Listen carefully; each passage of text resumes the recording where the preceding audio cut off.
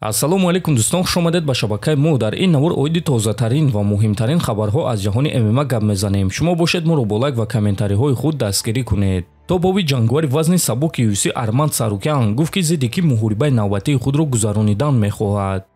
ба назари ман рақиб бояд ки Гейджи шавад. ин муҳориба маъно дорад. Оливера барои камарбанд меҷангад. Пория зидди Холлоуэй барои камарбанди БМФ меҷангад. а Гейджи бошад муҳориба надорад. ҳафтаи байналмилалии муҳорибаҳо рӯзи 29 июн дар турнири UFC 317 ман зидди Гейджи. ҳамчунин мо метавонем ки барои муҳорибаи унвони ҷангварони эҳтиётӣ бошем. ки медонад рафту Оливера ё Топурия осеб гирад, ман ё Гейджи метавонем ки барои камарбанд ҷангем. UFC дар ин кард муҳорибаи Дарюш зидди Майканоро ташкил карданд, аммо дар он ҷо рақиби дар рейтинг боло буда ва машҳур дар кор аст, то ин ки барои муҳорибаи унвони ҷангвари эҳтиётӣ шуда тавонад, гуфтааст Арман. ва дӯстон фикр мекунем ки ин идея беҳтарин аст ва муҳорибаи хеле хуб мешавад, лекин бо эҳтимоли калон Гейджи розӣ намешавад ва ӯ натиҷаи муҳорибаи Оливера ва Топурияро интизор мешавад. ҳиҷомаи бепул барои шумо. агар ки дар вақти дору харидан аз ширкати шифофармо аз номи канали Паҳлавон гап занен, пас шуморо бепул ҳиҷома мекунанд. доруҳо барои хунукзадагӣ ва қавӣ кардани мардонагӣ,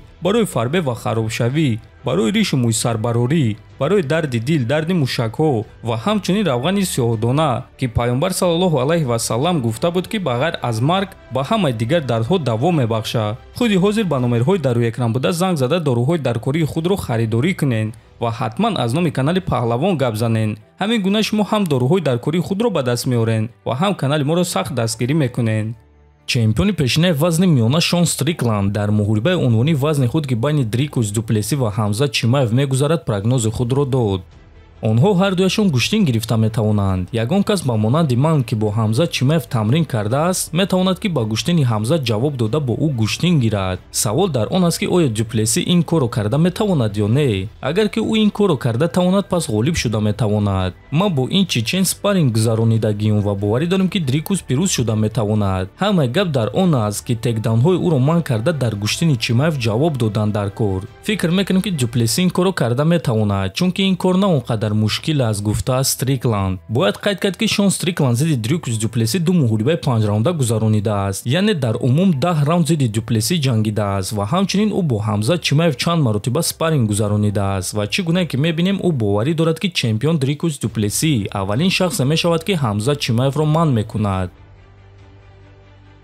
тобоби ҷангвари вазни сабуки UFC Педи Пимблетт пуштии чемпиони вазни худ Ислам Махачевро гирифта чунин суханҳо гуфт.